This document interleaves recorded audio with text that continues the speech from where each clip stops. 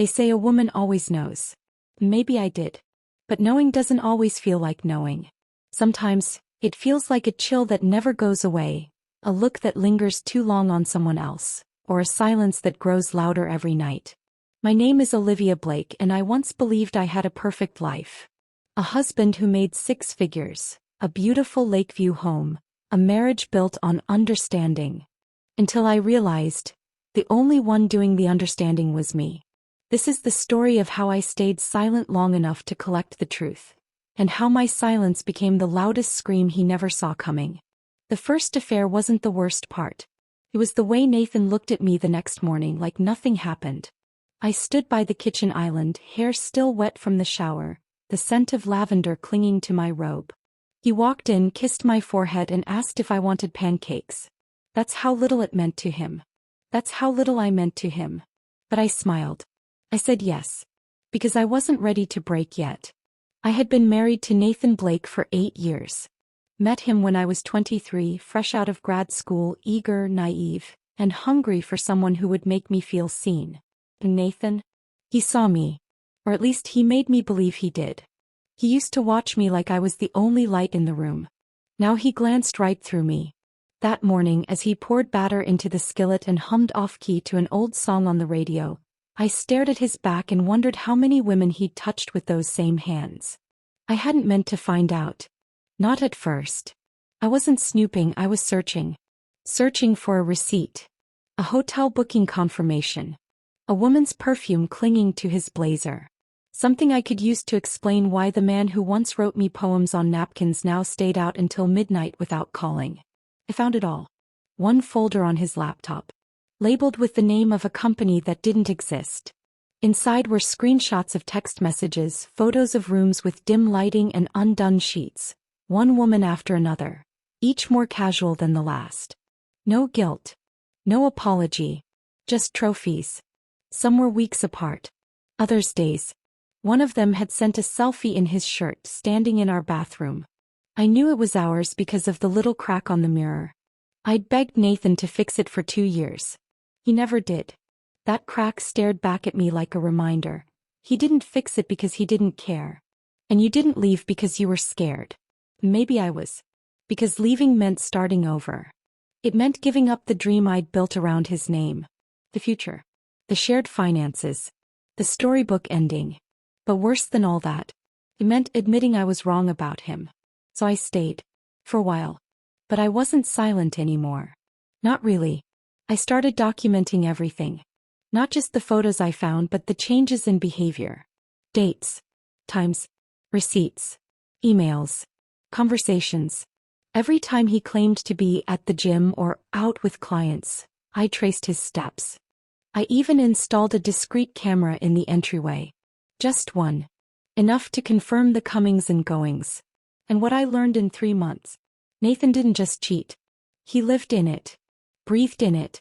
He wore infidelity like a second skin. And worst of all, he thought I wouldn't notice. Or maybe he knew I would, and counted on me staying anyway. Because that's what I had done so far.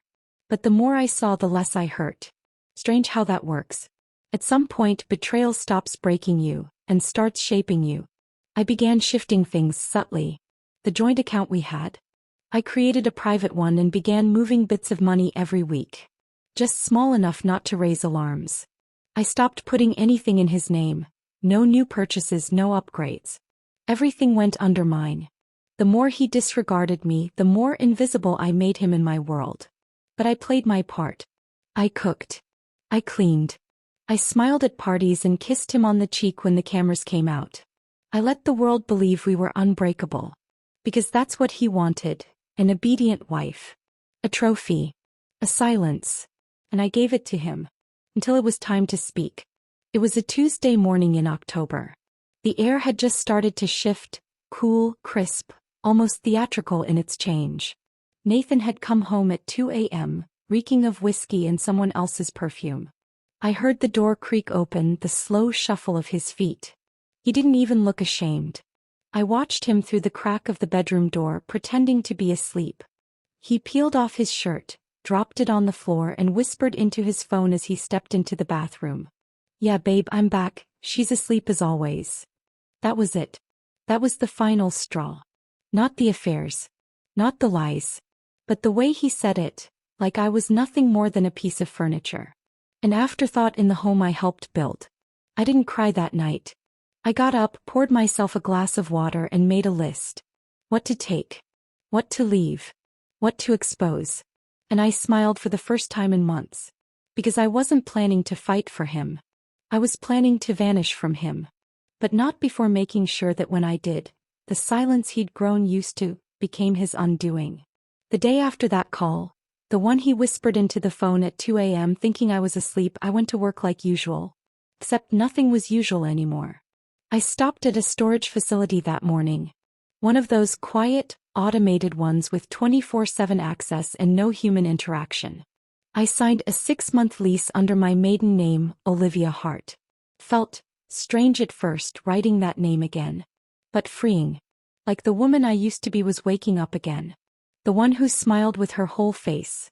The one who had boundaries. The one who would never be with a man like Nathan. Over the next few weeks I moved things slowly.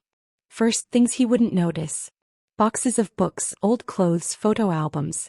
I'd take them with me in the trunk when I said I was donating to Goodwill, or cleaning the guest room. He never asked.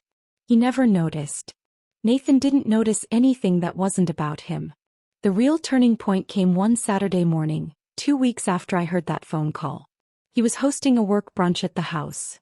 Real estate partners, investors, the kind of people who wore sunglasses indoors and talked in passive-aggressive compliments. He wanted me to play the perfect wife. And I did. I wore the navy dress he liked. I curled my hair just the way he preferred. Loose, soft, innocent. I smiled at his guests, poured their mimosas, complimented their watches and wives. I laughed on cue. I watched Nathan laugh too, loud and booming, holding his glass like he owned the world. And I realized something. He didn't even suspect. He truly believed I was still his. That made him dangerous. And stupid. One of the guests, a woman named Sabrina, took a little too long complimenting Nathan's tie. She touched his shoulder. He laughed like a teenager. I watched them from the kitchen, my hand resting on the granite countertop. Sabrina wasn't his usual type. Too polished. Too married. But Nathan didn't have a type. He had a pattern.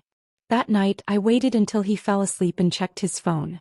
He'd started locking it. But his passwords were always lazy. First initials. Our wedding date. Only now it wasn't our wedding date. It was hers. The woman from the night he whispered on the phone. Babe. He wasn't just cheating. He was forming something. Maybe a backup. Maybe a future. I took screenshots of everything. Messages. Photos. Notes. Calendar invites. And I sent them all to myself from a hidden email account I'd created months ago. Then I moved on to the finances. We shared a few investments. Nathan insisted on it early in the marriage. Said it was part of being a team. But I knew now what it was. Control. So I started liquidating my share.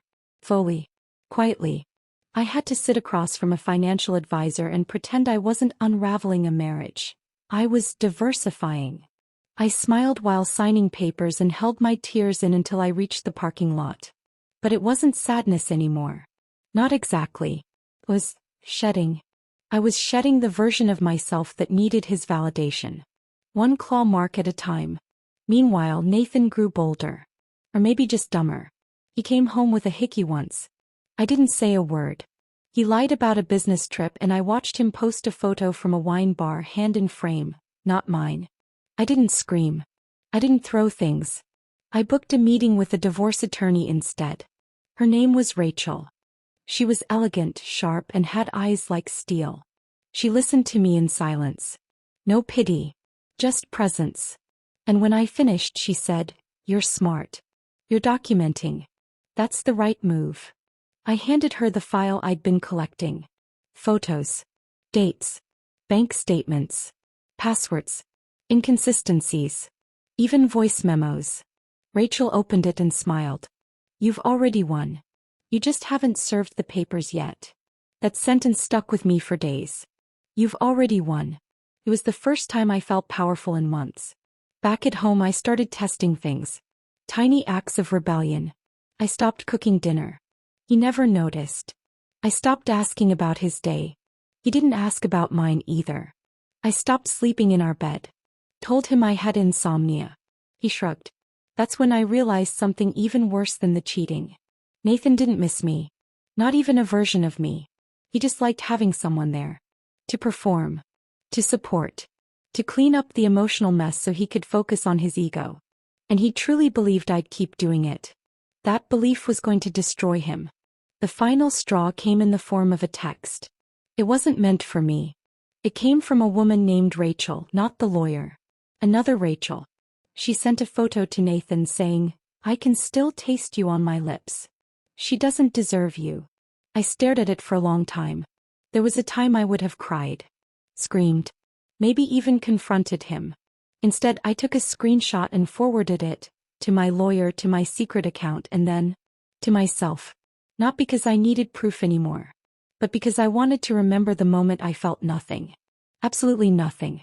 I knew then, the woman who once adored him had died. Quietly. Without drama. Without tears. And in her place was someone he couldn't recognize. Not yet. But soon. It was a Monday. The kind of day that felt like a blank slate. Cloudy sky. Empty street. Everything still and waiting.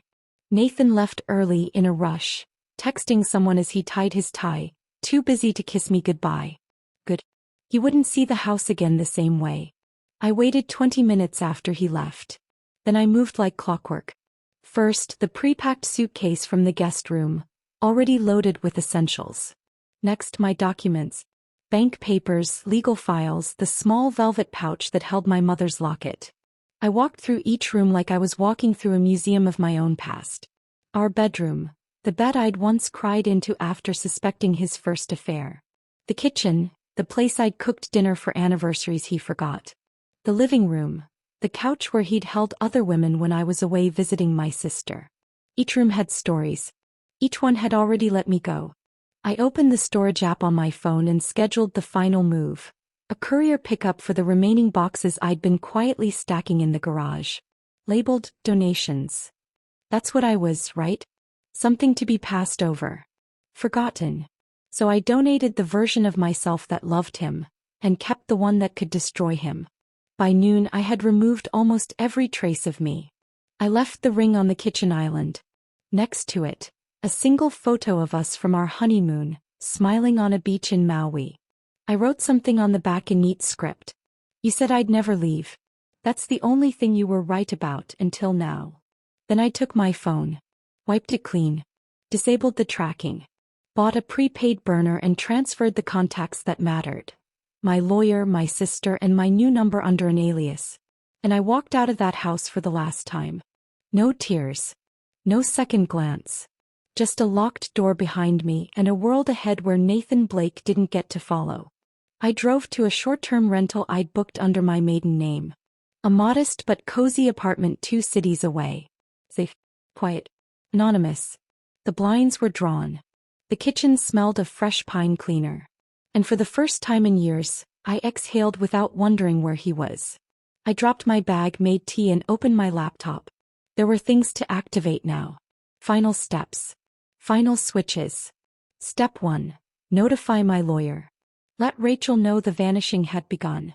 Step 2. Lock all joint accounts. My share had already been transferred, but I needed the legal shield in place before Nathan reacted.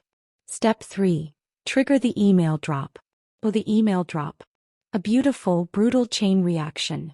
I had scheduled a batch of emails to be delivered to key people in Nathan's life. His boss, his business partner, even his mother.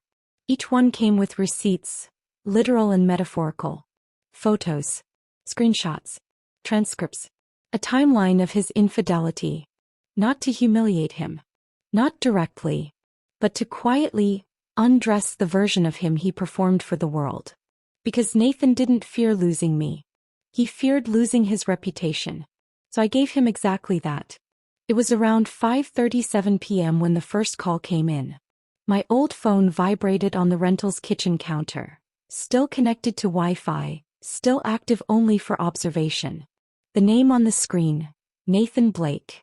I let it ring. And again. Then a voicemail. Olivia? Babe, I don't know where you are. The house looks, what is this? Where are you? Call me back.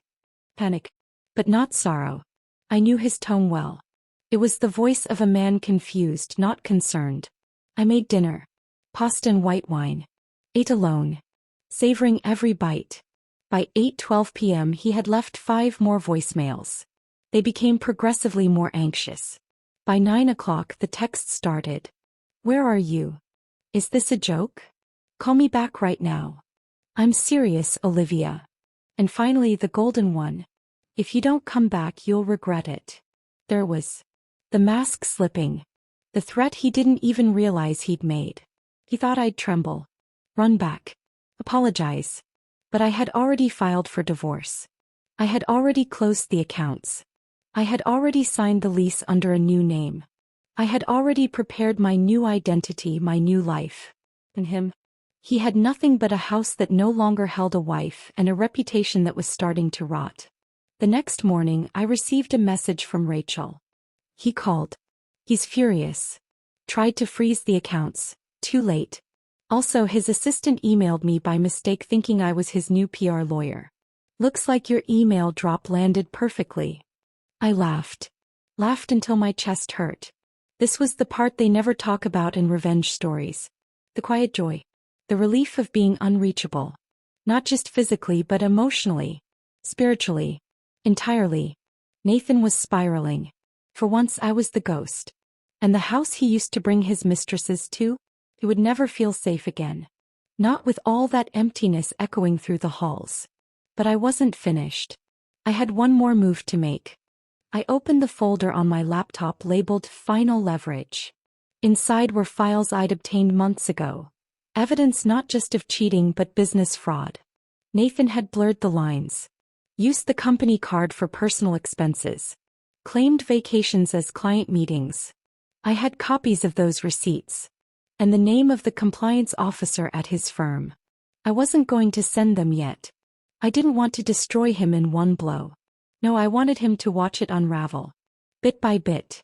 He left me with nothing but questions for years. Now he would live with answers he couldn't fix. The morning after I vanished, Nathan went to work like nothing had changed. He wore his best gray suit. Slicked his hair back. Walked into that office with the swagger of a man who thought problems were just delays. He didn't realize yet, his world wasn't delayed. It was done. His assistant, Courtney, greeted him cautiously. Her eyes darted across his face, searching for some truth. She already knew. She'd seen the emails. But Nathan didn't ask questions. He issued commands. Get marketing on the line. I want to reschedule this week's presentation. Also, you call Olivia. Tell her to stop playing games. Courtney froze. Then said, Sir, I don't think she's playing. She slid her phone across the desk. The screen showed his mother's email reply to one of the exposed files I'd sent. Nathan, what in God's name is this? You brought shame to this family. Do not contact me until you fix this. He blinked. Laughed nervously. This is photoshopped, he muttered, scrolling through the attachments. She couldn't. But I had. And the files didn't just go to family. They went to colleagues. Potential clients. Even the firm's internal HR officer. Each email was tailored, strategic not messy, objective not emotional. A curated, devastating profile of the man behind the curtain. By lunchtime, Nathan's calls to me had reached 27. I didn't answer a single one. But I listened to the voicemails. They morphed like a storm with stages. First, confusion. Then anger. Then, desperation. Olivia, listen. Just call me back. We can fix this. You've made your point. Come home. This isn't just about us now. You're ruining everything. You need to think about the damage you're doing. Don't do anything stupid. Don't touch the company. Don't ruin me because you're upset. But there was the truth bleeding through the cracks. It was never about love. Just preservation. Control. His empire was built on the illusion that he was the man everyone wanted to be. And I was the only person who knew that illusion was stitched together with lies. Meanwhile, I met with Rachel again. My lawyer. We sat in a quiet office. Oak furniture, clean lines, no nonsense. I want full separation, I told her. Financial. Legal. Public. Rachel raised an eyebrow. Public. I nodded. He's already unraveling. I want it known that I'm not backing down. That I'm not crawling back. He needs the world to see I walked away, with evidence, with grace, and with power.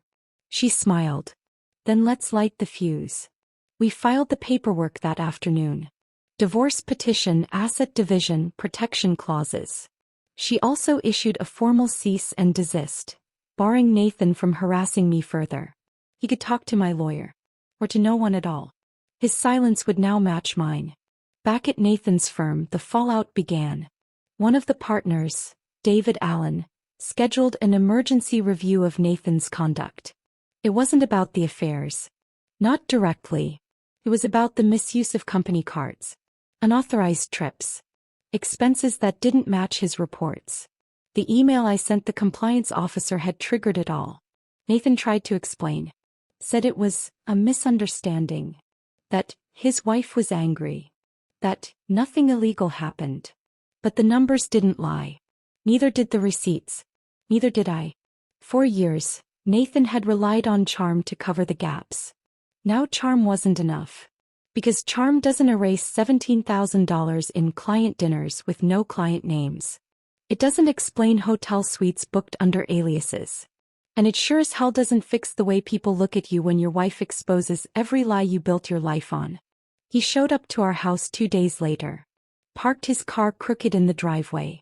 Slammed the door like someone was watching. Marched to the front step furious and hollow. He rang the bell. No one answered. Of course not. I wasn't there. The lock had been changed. The utilities had been removed from both our names. The deed, once listed under Nathan and Olivia Blake, was now in transition, marked for sale through my lawyer's power of attorney. He stood there for 32 minutes. I know because I watched it on the door camera feed. He yelled. He banged the door. He called my name. Eventually he slumped down onto the porch like a man defeated not by an enemy, but by his own reflection. Then he looked up at the camera, eyes rimmed with fury, and whispered, "You won't get away with this." But I already had. A few hours later I got a message from Rachel. He wants a meeting. In person. Says it's urgent. I paused. Then typed, "Not yet. Let him sweat. Let him think. Let him replay every lie he told and realize I remember all of them." And the worst part? I didn't even yell. I never had to. Silence has a weight that screams can't match. That night, Nathan called his mistress. The one he thought he might build a future with. But she didn't answer either. I had made sure of that. She'd received a small anonymous package 3 days ago, sent from a burner address. Inside were photos, voicemails, screenshots. Proof that she was not the only one. That she was never the only one. She'd been used just like me. Only I walked away stronger. She walked away humiliated. When Nathan called her again the next morning, the number was disconnected. He was alone. Truly terrifyingly alone. We met at a neutral location. A quiet, upscale cafe in Midtown 2 weeks after I left. It was a place we used to go when things were still good. Back then it was for Sunday brunch, where we'd hold hands across the table and laugh over cinnamon rolls. Today I chose it for a different reason. Familiarity. To remind him of what he'd polluted. I arrived first. Sat in the corner. Ordered tea. When Nathan walked in I barely recognized him. His shirt was wrinkled. His tie knotted unevenly. His eyes, once so sharp, looked restless, hollow. As if he hadn't slept. He scanned the room and spotted me. For a second he just stood there. Then he walked over slowly as if unsure if I'd stay seated. I did. I didn't rise to greet him. Didn't smile. He slid into the seat across from me and exhaled like he'd been holding his breath for days. Olivia. My name cracked in his voice like it was suddenly sacred. I sipped my tea. He waited. When I said nothing he finally spoke. You left. I nodded once. I did. You didn't even say goodbye. I didn't owe you one. He flinched. I saw it barely, but it was there. He wasn't used to being spoken to without apology. I've been calling, he muttered. I didn't know where you were. I thought something happened. I'm fine, I said, voice flat. I just stopped answering to someone who never listened. That silence between us? It was sharp. More violent than shouting. I didn't expect this, he admitted. I didn't think. I thought we'd figure it out. Figure what out, Nathan? He looked up, desperate. I made mistakes. I know that. But it wasn't like I didn't care about you. I leaned in slightly. No. It's worse. You did care. But only in the way that kept you comfortable. His jaw twitched. I was working hard. Providing. I didn't mean to. You did mean to, I said. You meant every moment you made me feel invisible. Every night you stayed out and came home reeking of someone else's perfume. Every lie. Every business trip. Every smirk when I swallowed my pride. He stared speechless. And for once I didn't flinch. I was tired of pretending pain made me fragile. Pain had made me precise. He finally spoke again, softer. I didn't think you'd actually leave. I smiled just barely. That's what makes this so satisfying. He looked down, rubbing his temples. I can't undo what I did live. But I can try to fix it. We can go to therapy. We can work on us. There is no us, Nathan, I said. There's only me. And the woman you built with your betrayal. He shook his head, suddenly angry. So this is about revenge? Is that what this is? Embarrassing me? Taking my money? Ruining my career? No, Nathan, I said, calm as ever. This is about accountability. The life you paraded around as perfect? It was built on my silence. And now that I'm gone, your life is showing its real shape. He looked shattered. But it was too late for guilt. Too late for remorse. I slid a brown envelope across the table. Inside, the finalized divorce terms. You'll find everything in here. Rachel's included a breakdown of all the documents, the assets, and the clauses. I'm not asking for anything that's not mine. I'm just taking back what I gave freely. He didn't touch the envelope. Just stared at it like it was made of fire. You really don't love me anymore? I held his gaze. I used to. I really did. I loved you more than I loved myself for a long time. I paused, then said the words I never thought I'd say. And then I stopped. Quietly.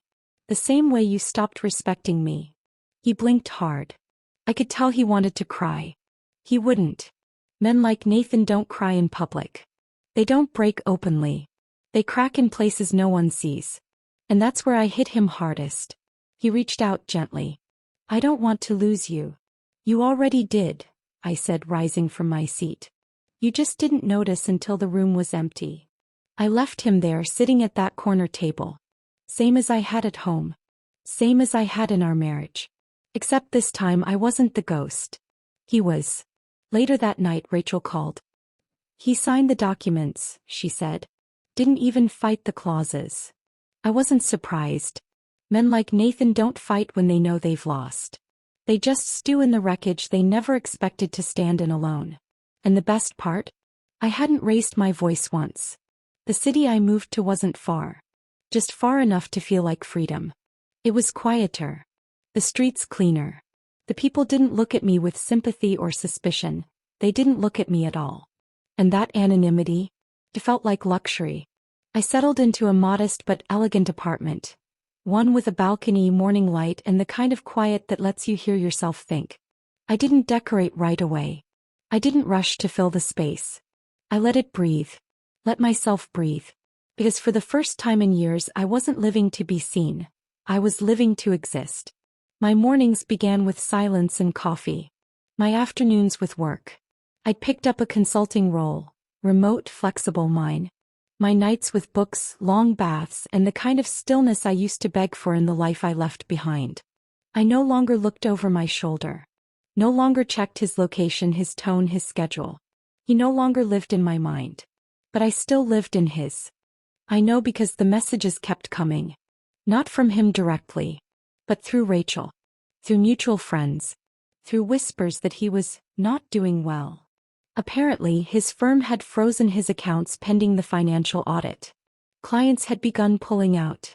A few investors were re-evaluating partnerships. He was no longer Nathan Blake, the golden boy. He was Nathan Blake, the man whose life had fallen apart after his wife left and exposed the truth. He was no longer being invited to gala dinners or panel talks. No longer the face of integrity. Because once I pulled the curtain back, people saw what had been festering all along. And once seen, those things cannot be unseen. The final blow wasn't mine. It was his. He tried to get ahead of the narrative.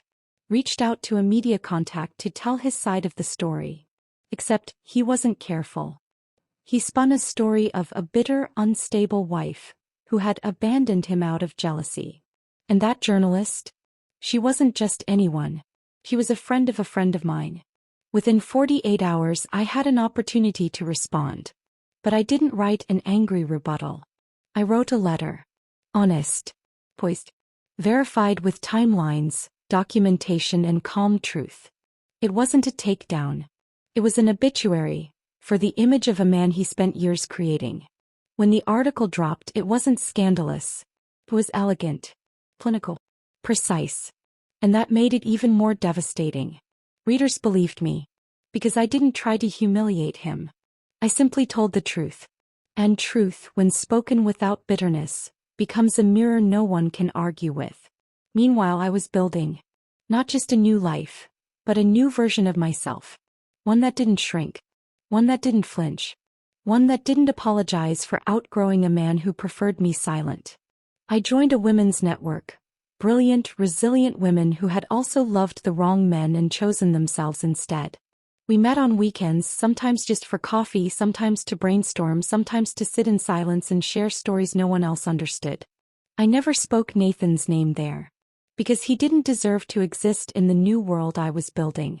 But fate has a way of circling back. One evening while walking home from the bookstore, my phone buzzed. He sent a settlement offer. I stopped on the sidewalk.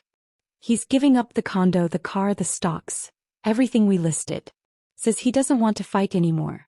Says he respects your strength. I stood there in the fading light watching cars go by. For a second I felt nothing. Not pride. Not triumph. Just peace. Because I had never asked for war. I had just asked for truth. And now even he couldn't deny it anymore. It started in the simplest of ways. I was at a local bookstore downtown, my hands tracing the spine of a novel I hadn't read in years. A quiet corner, a sleepy Sunday afternoon, my mind at peace. That's when I heard the voice. Good choice. I turned, half expecting another woman, maybe someone from the book club I'd joined. But it was a man. Mid-30s. Soft brown eyes. A bit of stubble, a kind face. Not the charming kind that demanded attention, but the gentle kind that invited conversation. He nodded at the book. I've read that one twice. It hits differently the second time. I smiled politely. I could use something that hits different. He extended his hand. I'm Carter. I hesitated, for a breath, and then took it. Olivia. That's it. No pretense. No expectations. Just a name. And maybe the tiniest shift in my chest that said, it's okay to talk again. We didn't exchange numbers that day. It was just small talk. Book recommendations. A shared smile before he left with a stack of hardcovers tucked under his arm. But I kept thinking about him. Not in the way I used to think about men. Wondering how to keep their interest, how to appear perfect. I just thought about how easy it felt. How uncomplicated it was. And for someone who had lived in constant tension for years, that ease felt like a miracle. Meanwhile, Nathan was unraveling. I didn't chase updates. But Rachel kept me informed as needed. His firm had completed the audit. He'd been placed on administrative leave pending further investigation. Whispers floated about federal inquiry. Some expenses he had signed off on were now classified as intentional misappropriation. He called Rachel once trying to renegotiate the settlement. He shut it down. Then came the personal fallout. His parents cut off communication. His social circle shrank. The woman he cheated on me with, the one who once called me jealous, had apparently moved states and filed a workplace harassment complaint against him. It was poetic, really. All the ways he used people for pleasure, power, or ego came back to swallow him whole. 2 weeks after our first encounter, I saw Carter again. Same bookstore. Same corner. This time he approached first. "I was hoping you'd be here again," he said, not too bold, not too soft. Just honest. We walked together this time. Around the park. Talked about nothing and everything. Books, music, family, life. He didn't ask about my past. And I didn't offer it. But at one point he said something that stopped me in my tracks. "You carry silence like a shield." I looked at him, startled. "What do you mean?" "You're calm," he said. "But not quiet. It's like your peace was earned." I don't know why that hit so hard. But it did. Because for the first time, someone didn't see me as broken. He saw the strength in what I had rebuilt. We met again. And again. Not often. Not romantically. Just human connection. Warm. Soft. Carter wasn't a savior. He wasn't a distraction. He was a reminder that maybe healing wasn't a destination. Maybe it was 1,000 moments like this. Small. Free. One evening, while sitting on my balcony with a glass of wine, I got a final update from Rachel. "Nathan's firm has officially terminated his partnership," she said. "They're cutting him out of public statements. His lawyer contacted us and said he's looking to sell the condo and relocate." "Where to?" I asked, though I wasn't sure why I even cared. "Doesn't matter," she replied. "Wherever he goes, he's not escaping himself." I nodded. Because I knew that better than anyone. Nathan didn't just lose me. He lost his image. His leverage. His legacy. And worst of all, he lost the one woman who kept his world from caving in. Later that week, I passed by a street musician playing the same song Nathan and I danced to on our wedding night. For a moment I froze. Thought I might feel pain. I thought I'd have to swallow a lump in my throat. But I didn't. I simply smiled. Because I realized that memory no longer belonged to him. It belonged to me. And I had reclaimed it. Just like I reclaimed myself. By the time Nathan reached out again, it had been nearly 4 months since I left. His voice in the voicemail was flat. Not angry. Not manipulative. Just exhausted. "Olivia. I know I've said too much or not enough. I don't even know which anymore. I don't expect a reply. But I just wanted to say I'm sorry. For everything. For what I did to you, and for who I became." He paused. "You were right. About all of it." There was a long silence on the recording before he ended with a whisper. "I never deserved you. I see that now. I listened once. Then I deleted it. Not because it didn't matter. But because it no longer defined anything. That was the difference between then and now. Carter and I had become something soft and unspoken. We weren't dating. Not officially. But his presence had rooted into my life like sunlight through a window. He didn't text every hour. He didn't ask for updates. He simply showed up. Consistently. Gently. Some days it was coffee on my doorstep. Other days it was walking me to the bookstore and listening to me ramble about plot twists and tea brands. And one day, without fanfare, he said something that felt heavier than any romantic gesture Nathan had ever made. "I like who you are when you don't have to protect yourself." That stopped me. Because for so long I'd lived behind armor. With Nathan I had to watch every word. Every tone. Every silence. But with Carter, I could just be. Messy. Quiet. Brilliant. Bored. Restless. Happy. All of it. And he didn't flinch. One rainy evening I invited him in. Not with wine or seduction. Just 2 mugs of hot chocolate and a warm blanket between us. We didn't talk much. He held my hand. I didn't pull away. Because for the first time since everything with Nathan shattered me, I felt safe. Not excited. Not dizzy. Safe. That's what healing started to look like for me. Not a high. But a horizon. Nathan, on the other hand, was nowhere near healing. Rachel forwarded an email from his lawyer. A formal acknowledgement that Nathan had defaulted on the payments for his investment property. One of the accounts he'd been using for years had been frozen due to discrepancies, and he was facing a formal hearing for financial misconduct. He's trying to liquidate assets, Rachel said. He's scrambling. I nodded. But I didn't feel triumphant. Only quiet. He had taken so much from me. But he had also taught me exactly what I'd never allow again. And that was invaluable. One afternoon, Carter brought me a small journal. It's empty, he said. But I figured, maybe you'd want to write the next part of your story. This time just for you. I ran my fingers over the cover. It was simple. Leather-bound. Clean pages. A fresh start. I didn't open it right away. But I held it like something sacred. Because that's what it was. Not the gift. The space.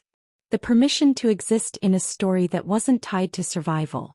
Later that week, I sat at my window and watched the rain slide down the glass.